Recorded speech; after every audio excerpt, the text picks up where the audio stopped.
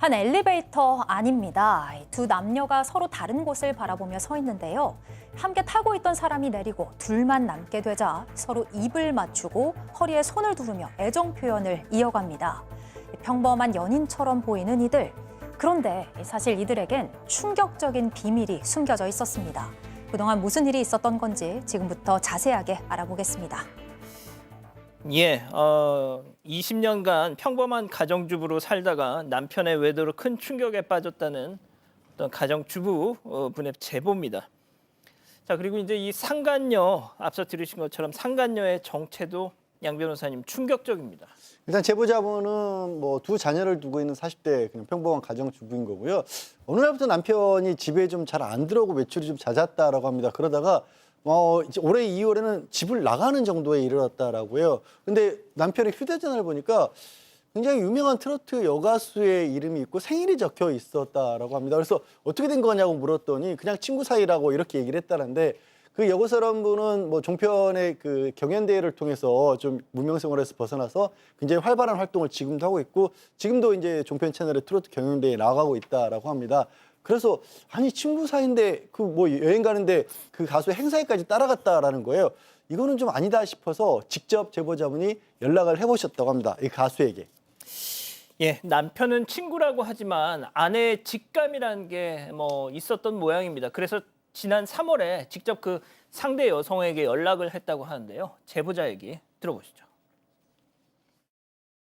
제가 그래서 남편이랑 무슨 사이냐, 그 여자랑 3월 초에 통화를 했더니 자기는 친구 사이고 자기한테 이런 식으로 계속 연락을 하면 자기는 소속사 통해서 고소하겠다. 그래서 제가 너무 겁을 먹었어요. 알아봤더니 같이 살고 있더라고요. 둘이 있으면 같이 뭐 포옹하고 키스하고 스킨십하고, 그러니까 제가 그 예용 증명 보내기 전에 마지막 또 기회를 줬어요. 내 남편을 돌려달라. 우리 가정을 지킬 수 있게. 그랬더니 제가 가지지도 않은 분을 왜 달라고 저한테 이러시는 거예요, 막 이러면서 제가 저한테 연락하지 말라 그래서 어떻게 소송 중인데 저럴 수가 있냐, 방송에 퍼져서 나와서 웃고.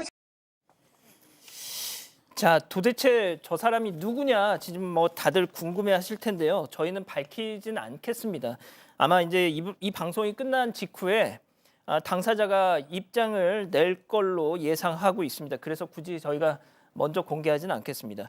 앞서 들으신 것처럼 트롯 경연 대회로 오랜 무명 생활을 끝냈고 현재도 다른 경연 대회에 지금 출연 중인 분입니다. 자, 교수님, 네. 친구 사이라고 주장을 하면서 오히려 소속사를 통해서 고소하겠다 이런 말을 했다는 건데, 네. 앞서 보신 저 CCTV는 조금 상황이 다른 것 같아요. 그렇죠. 네, 맨 처음에 제보자가 그 여성에게 연락을 했을 때는 여성도 그 남편과 마찬가지로 친구 사이다라고 얘기하면서 이런 식으로 연락을 하면 소속사를 통해서 고소하겠다라고 얘기를 했대요. 그래서 제보자께서는 좀 겁을 먹으셨다고 합니다. 그런데 나중에 이제 이게 안 되겠다 싶어서 변호사를 선임해서 알아보니까 이 남편과 이 여성이 동거를 하고 있었다는 거예요. 그래서 한 달치 CCTV를 구해서 봤습니다. 그랬더니 저희가 지금 봤던 저 영상, 포옹을 하거나 입맞춤을 하거나 손을 잡는 등 연인 사이로 볼 수밖에 없는 모습이 있었다는 거예요.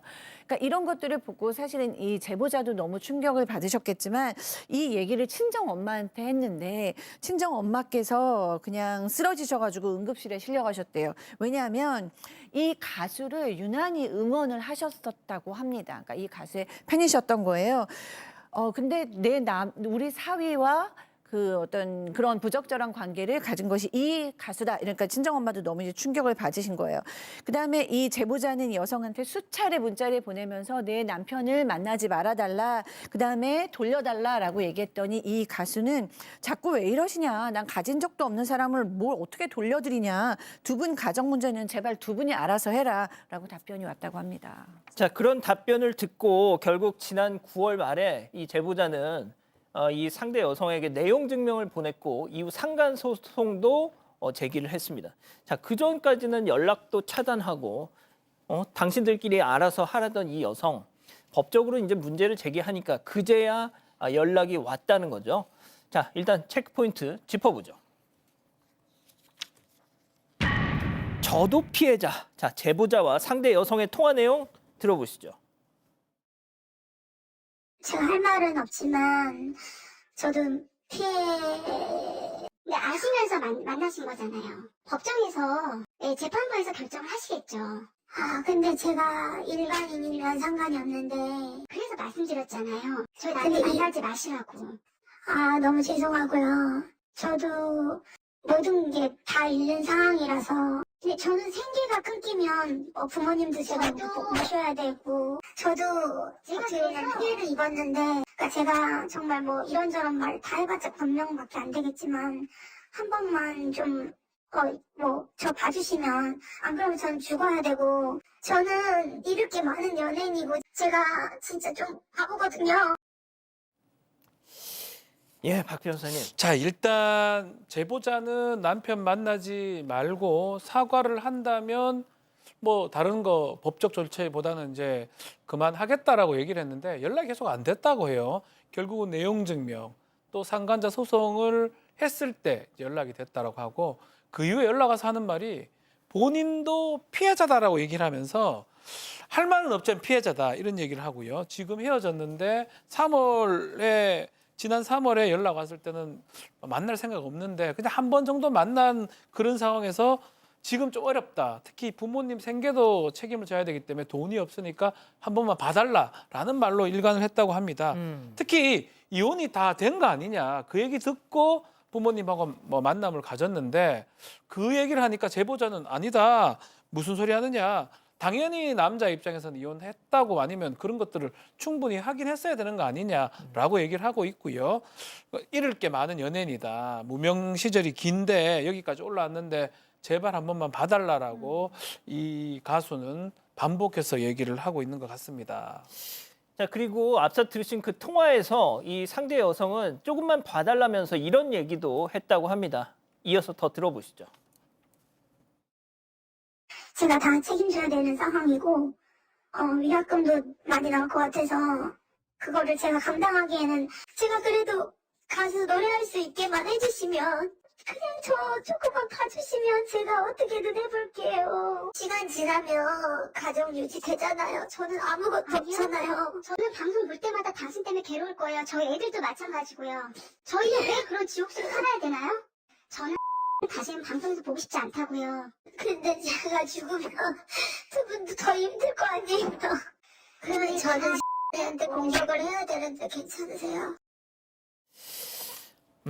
그러니까 현재 이제 출연 중인 그 트로트 경연대회 그 프로그램에서 이런 사회적 물의를 일으킨 게 뭐 이제 공론화가 되면 하차를 해야 되는 상황이 올 것이고, 네. 그럼 그 해당 방송사 측에 이런저런 뭐 위약금 같은 걸 물어야 할 텐데 나는 그걸 당신 남편한테 어떻게 보면 구상권을 청구할 수밖에 없다. 약간 이런 얘기로 해석이 돼요. 네, 맞습니다. 이 돈을 혼자서는 다 감당할 수가 없으니까 너희 남편을 공격을 해야 하는데 그래도 괜찮겠냐, 감당할 수 있겠냐라는 겁니다.